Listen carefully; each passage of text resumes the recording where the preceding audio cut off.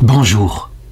L'échec d'un évêque, l'échec pastoral d'un évêque, au point qu'il est obligé de démissionner. On voit dans l'Évangile qu'il est marqué « Un bon arbre ne peut pas porter de mauvais fruits ». Est-ce à dire donc qu'un évêque qui aurait été gravement en échec dans sa mission ne peut pas être canonisé? Eh bien, je répondrai que non.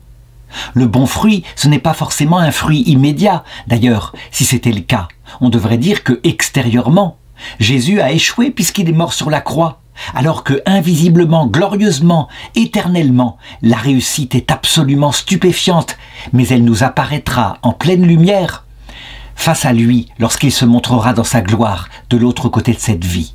Je voudrais donc aborder la vie d'un évêque qui a été comme cela soumis à un échec dans sa mission pastorale, à savoir l'évêque Saint Boniface de Lausanne, qu'on appelle aussi Saint Boniface de Bruxelles, et je montrerai pourquoi. C'est un homme qui est né dans la période qui a suivi la réforme de Saint Grégoire VII, donc une période magnifique qu'on appelle le Moyen-Âge de lumière, où les choses se remettaient en place durant des décennies qui ont suivi, et où véritablement est sortie de manière stupéfiante la plus belle théologie avec Saint Albert le Grand, qu'il a connu d'ailleurs, et puis Saint Thomas d'Aquin, sans compter les œuvres architecturales, les cathédrales gothiques qui ont couvert le sol de l'Europe. Donc on ne peut pas dire que c'est lié, par exemple, à la période précédente, la période des Carolingiens ou des Mérovingiens, qui est le Moyen-Âge de ténèbres. Non, il aurait dû réussir, et pourtant, ce n'était pas possible. Il est né le 5 juin 1181, et à propos de son lieu de naissance, il y a plusieurs traditions. Certains disent qu'il est né du côté de Bruxelles, d'autres du côté de Lausanne, et il y a même une troisième origine, à savoir une région de Savoie. Bref, on ne sait rien, ça a été un peu mélangé, puisque, comme je vais le montrer, il a été nommé dans ses apostolats dans la région de Lausanne puis de Bruxelles, ce qui peut expliquer ces confusions. Par contre, on raconte, et je ne crois pas que c'est inventé, je le raconte à chaque fois, que lorsque sa maman était enceinte, eh bien, il y eut une prophétie qui apparut après sa naissance. Un jour, eh bien, qu'elle le portait dans ses bras, ou plutôt, non, encore en son sein, elle rencontra un vénérable vieillard à la figure angélique qui lui dit, en voyant son gros ventre, « Le fils que vous allez mettre au monde sera illustre par sa science et sa doctrine, aimé de Dieu et des anges. » Je dirais que ces choses-là ne sont pas si rares et que souvent dans la vie des saints qui auront une mission apostolique, qui seront vénérés pendant des siècles, un genre de prophétie comme cela est annoncé. En ce sens que il y a deux sortes de vocations dans l'Église. Une vocation commune à tous qui est liée à notre baptême, c'est d'aboutir un jour à la vie éternelle. Et une vocation particulière. Pour cette vie, certains sont choisis dès avant leur naissance pour pouvoir, d'une façon ou d'une autre, avoir un rôle pour évangéliser le monde. Et manifestement, ça a été son cas. Les parents de Boniface étaient des gens riches, ils étaient orfèvres, donc certains disent du côté de Bruxelles, et donc, dès qu'ils le purent, se rendant compte que c'était un enfant très intelligent, passionné par les études, avec leur argent, ils lui payèrent la meilleure formation à l'école cathédrale de Sainte-Gudule à Bruxelles. Il faut savoir qu'à cette époque-là, Bruxelles n'était pas du tout la capitale d'un pays, mais c'était une petite région qui n'était même pas un évêché et qui dépendait du diocèse de Cambrai. Alors, il fit ses études, il se montra extraordinairement passionné, intelligent et aussi d'une grande sagesse, si bien que, comme on le fait actuellement, étant un élément brillant, le clergé décida de l'envoyer à la meilleure école de l'époque, du côté de Paris, où il arriva à 17 ans en 1198 pour faire des études plus poussées, en particulier à partir d'un maître qui était connu à cette époque-là, qui commençait à enseigner, qui était un dominicain qui s'appelait le futur Saint Albert le Grand.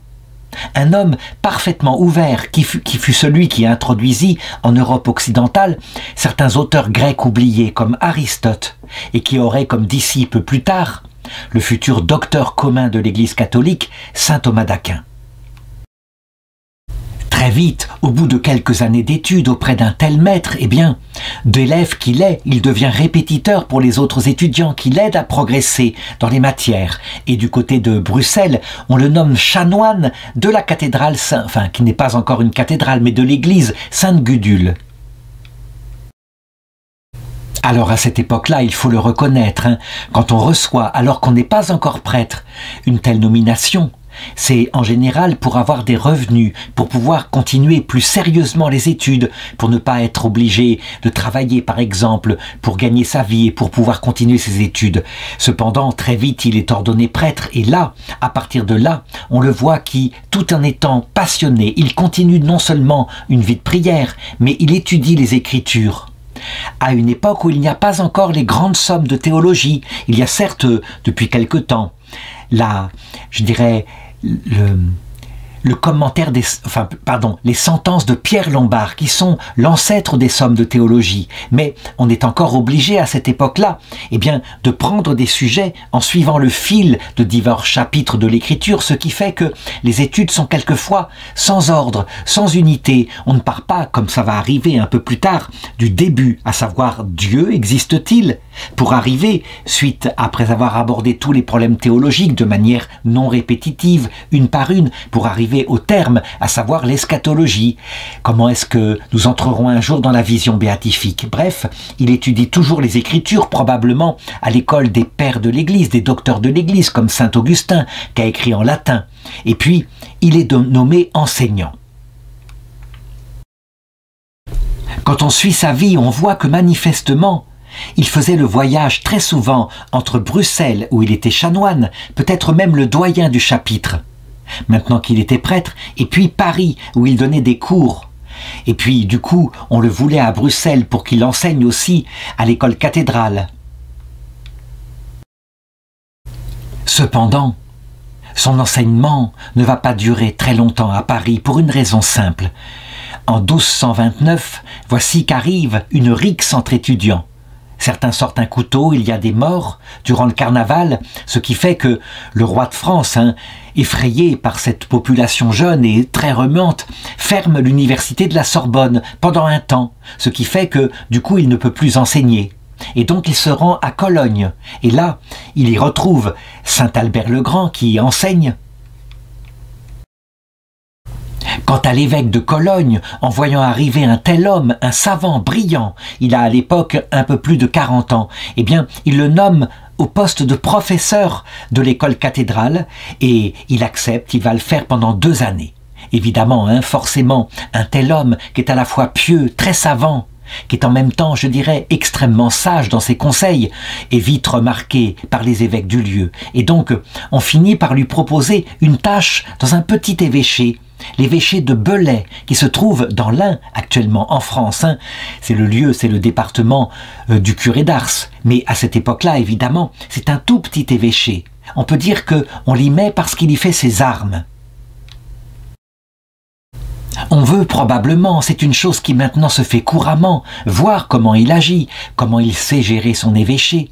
Et manifestement, ça se passe bien. Je veux dire par là que les sermons qu'il fait, eh bien, sont écoutés, passionnants. Et puis, il s'occupe des pauvres, il s'occupe d'améliorer son évêché. Bref, puisque manifestement, c'est un évêque intelligent, sage, alors, eh bien, on décide de lui envoyer une nomination pour un évêché beaucoup plus grand, mais terriblement dangereux, un évêché qui est sans titulaire depuis 2 années, l'évêché de Lausanne.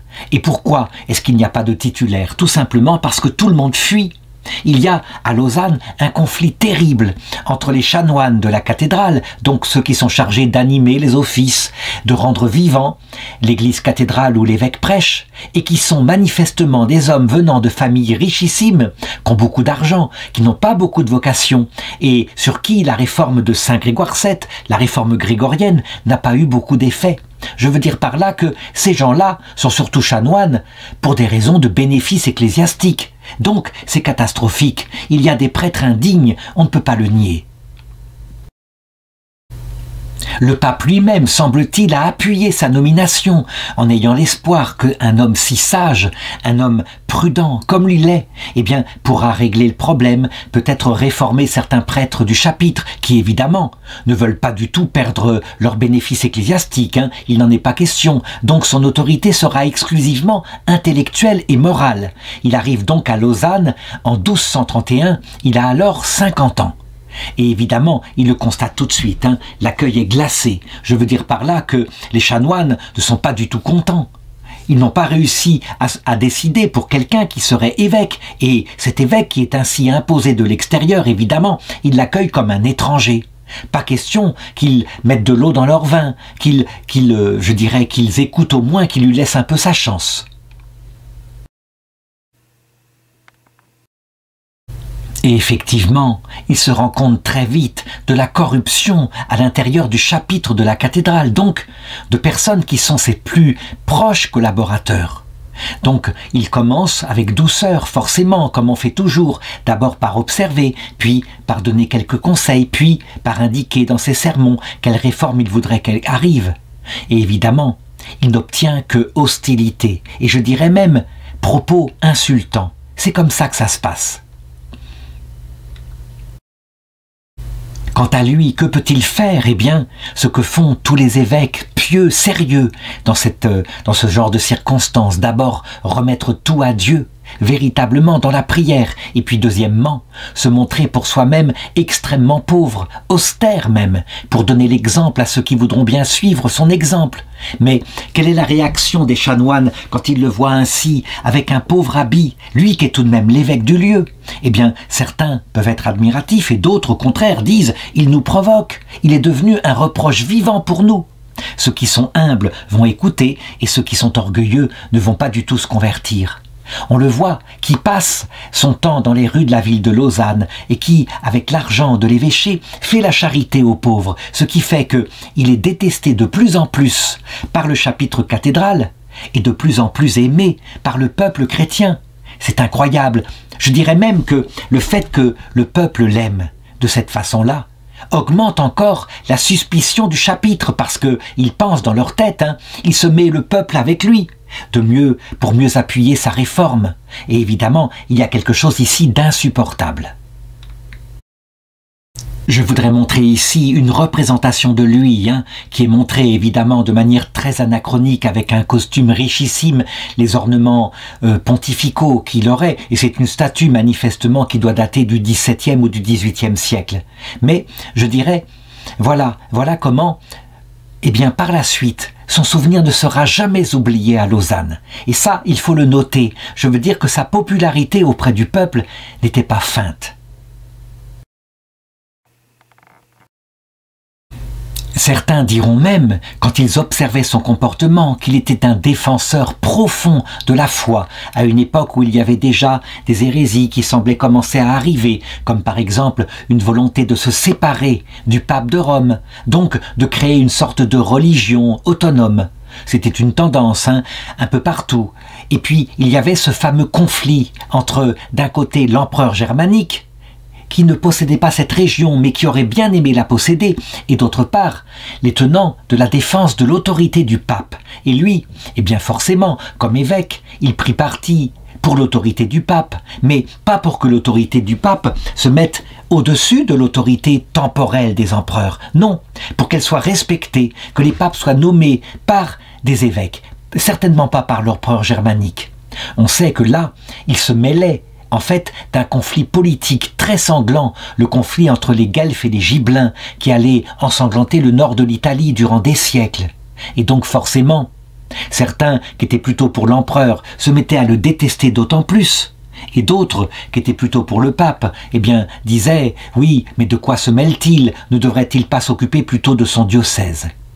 Et voilà justement qu'un jour, alors qu'il y avait un chanoine particulièrement corrompu, eh bien, il n'hésita pas, peut-être était-ce maladroit, mais il n'hésita pas à le reprendre vertement, publiquement, pour sa conduite sacrilège et scandaleuse. Je ne sais pas exactement ce qu'il avait fait, mais on peut l'imaginer, hein.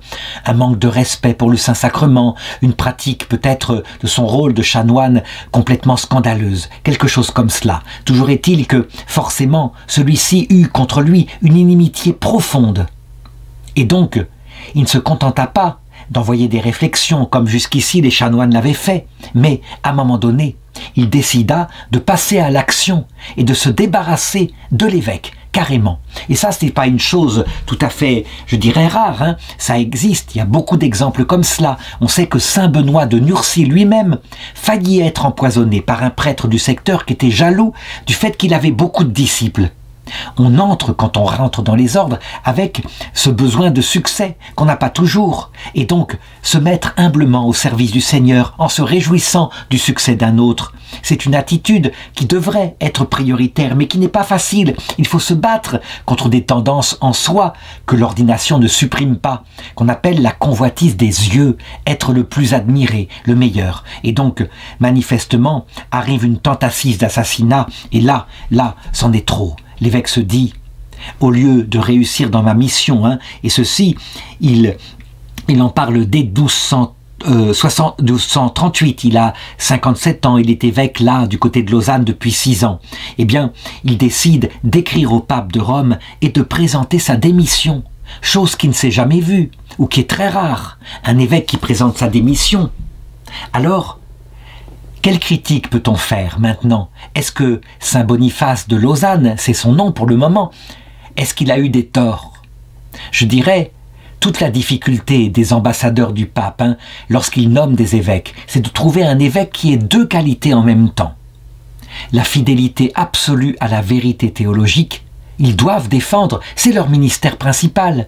Ils sont ceux qui possèdent la plénitude du sacerdoce et donc la fonction d'enseignement de leurs fidèles. Mais aussi, dans la fonction de pasteur, une capacité dans l'humilité, la douceur, sans propos maladroits, sans, je dirais, bloquer des personnes qui sont en face. Eh bien, à savoir gérer le troupeau dans la douceur. C'est vrai que on essaye d'avoir les deux qualités, et ce n'est pas facile. Quelquefois, il y a des évêques qui sont tellement dans la douceur, dans la compromission, que la vérité n'apparaît plus. Et d'autres fois, des évêques qui défendent la vérité, et qui du coup manque de tact par rapport aux personnes. Lui était plutôt de ce côté-là, on peut le dire, hein. Il a sûrement manqué de tact, il n'aurait jamais dû reprendre ce chanoine publiquement. Il aurait dû, eh bien, avec douceur, toujours pareil, à temps et à contre-temps, le convoquer en privé, lui demander de faire un effort, un premier effort, comme cela, mais de surtout pas l'humilier en public. En tout cas, ce n'est pas facile, et quand on trouve un évêque qui a en même temps les deux qualités, l'amour de la vérité et l'amour des personnes, on a l'exemple même du Christ. Mais le Christ lui-même, en qui s'unifiait la vérité et l'amour, quand il fut confronté à des personnes de mauvaise volonté, des pharisiens qui sans arrêt le provoquaient, l'insultaient, lui tendaient des pièges, on voit que lui-même, à un moment donné, a fini par leur donner 7 malédictions, peut-être même 8, dont l'une des plus connues est celle-ci. Vous ressemblez à des tombeaux. Vous êtes à l'extérieur tout beau, tout propre. À l'intérieur, ce n'est que pourriture. Et là, ils se sentirent insultés. Ce qui montre que, eh bien, saint Boniface, on ne peut pas lui faire de reproches. Je ne sais pas ce qui s'est passé avec ce chanoine qu'il a repris vertement, mais manifestement, peut-être c'est ce qu'il fallait faire. Je juge de l'extérieur, hein, je n'ai pas les détails de toute sa vie. Bref, il pose sa démission, il la pose devant le pape, et le pape, lui, est tout à fait désolé, c'est le pape Boniface à Rome, hein, et il lui dit, eh bien, ce n'est pas grave, d'accord, je l'accepte, mais je vous donnerai un autre évêché. Et lui, eh bien, il décline cette chose-là. Il le dit. Je dirais son seul désir maintenant, c'est de retourner dans la paix intérieure, d'une mission beaucoup moins dure, beaucoup moins exposée que celle d'évêque. Et donc c'est accepté. Du coup, il quitte la ville de Lausanne et puis il retourne dans la région, peut-être de sa naissance, dans la région de Bruxelles. Là-bas, Son premier réflexe, c'est de retourner là où il avait été pendant des années chanoine de la cathédrale Sainte-Gudule, qui n'est toujours pas une cathédrale. Il a 57 ans et sans doute pendant 2 ans, il reprend cette charge-là au milieu des autres chanoines qui consiste à chanter les offices, donc à recevoir en confession les gens. Bref, il est un évêque démissionnaire. Et puis, à un moment donné, voici qu'une abbesse cistercienne d'un premier monastère cistercien qui s'est installé ainsi en Belgique. Les cisterciens sont une réforme des bénédictins, mandatés en particulier par saint Robert de Molem, et qui veulent retourner à la simplicité totale de la règle de saint Benoît, qui veulent sortir de ce qui s'est passé avec la congrégation de Cluny, où il y avait tellement de richesse, tellement de gloire, que la liturgie était magnifique, grandiose, presque baroque, et les décorations des églises avec des dorures incroyables. Il veut retourner à des églises nues, des murs nus et simples, et il veut que ces moines soient de simples paysans, donnés à la prière le soir. Donc, ce monastère cistercien s'installe du côté de Biest, et très exactement, et la mère abbesse supplie pour qu'il vienne et qu'il soit le confesseur officiel de ces religieuses. Eh bien, il accepte bien sûr tout à fait.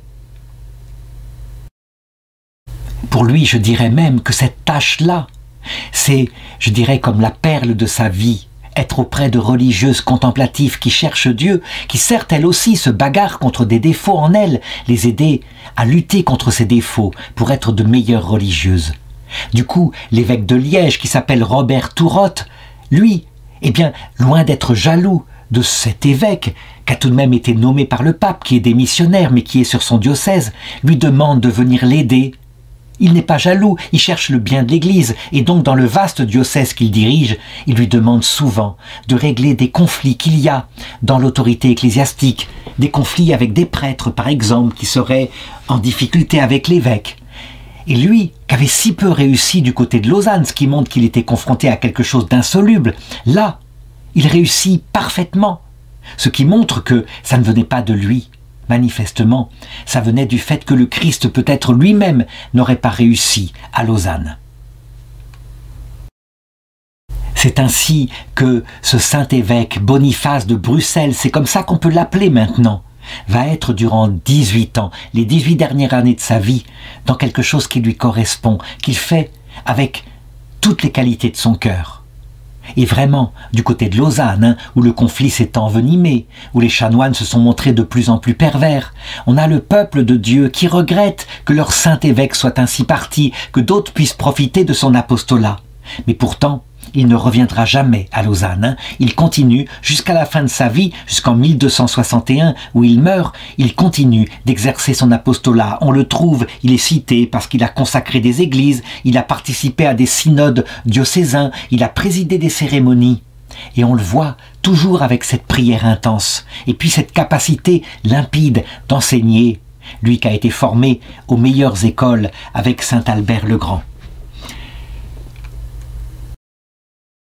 Voilà ce qu'il est dit comme compliment par l'Église après sa mort, lorsqu'il sera béatifié, mais bien longtemps après. C'est la sainteté de sa vie à travers les heurts et les malheurs qui nous parle aujourd'hui du Seigneur. Et donc, comment conclure cette vidéo en disant, quand un évêque est mis dans un diocèse où manifestement ça ne va pas passer, ils ont une autre spiritualité. On voit ça très souvent maintenant avec des évêques qui veulent retourner à la fidélité au magistère et dont le clergé tout entier date plutôt de la génération où on voulait se débarrasser du magistère du pape. Souvent les évêques sont mal reçus.